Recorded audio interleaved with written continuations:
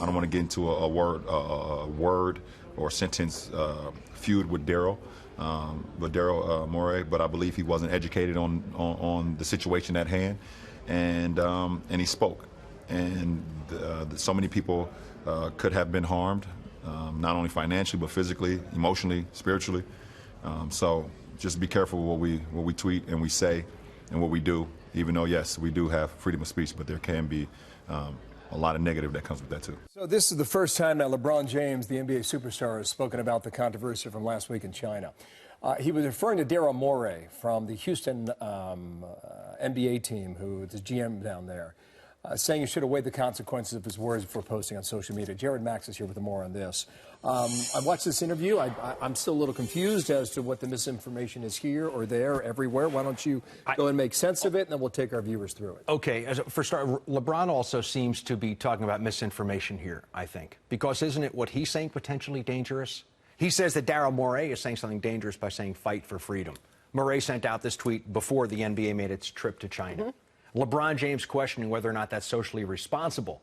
Could that possibly be socially irresponsible? Because a lot of people in the NBA will look at what LeBron James writes and says and say, well, that's law. Why did he wait as long as he did? Because the NBA were not, they would not allow them to take questions in China. And that must have been very frustrating for LeBron James. Here he is, the face of the NBA, the face of basketball around the world, goes to China and doesn't get to essentially be LeBron James. Had to bite his lip the entire time. Here's what I don't get. Let me tell you, Jared. Here is the tweet that started it all, right? Daryl Morey, fight for Hong Kong. That was the tweet that he sent out. The Houston Rockets, very popular in China. Go ahead and show it, guys. All right. Then it was deleted. Then he apologized. Well, after LeBron did that interview yesterday, he went to Twitter to clarify. He goes, let me clear up the confusion. This is what he said. He said, let me clear up the confusion. I do not believe there was any consideration of the consequences and ramifications of the tweet. I'm not discussing the substance. Others can talk about that. Then he sent another tweet. Do we have that? My team and this league just went through a difficult week. I think people need to understand what a tweet or statement can do to others. And I believe nobody stopped and considered what would happen.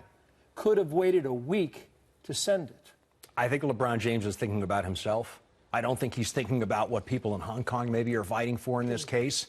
And if Daryl Morey, so it's okay to tweet when it's LeBron's issue, but when it's something else that he's not behind and willing to put his name behind, then we have a problem. Who does more potential damage here? LeBron also said, he said, I think when we talk about the political side, it's a delicate situation, very sensitive.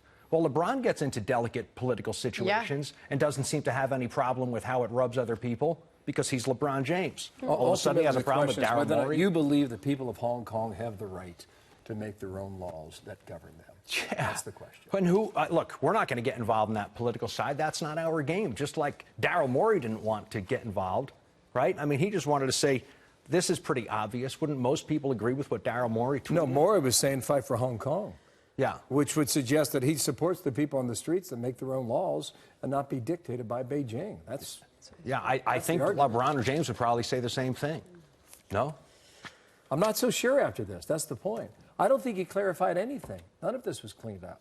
Look, LeBron James has to be careful now about what he tweets, and I'm sure people are going back on his timeline and looking at everything he ever said to see if that was socially responsible. I think it's safe to say it's not over. Yeah, here's what I believe. I think for the NBA season, this is going to be an issue. Starts Tuesday. And for the entire year, things like this are going to come up. Thank you very much, Daryl. Nice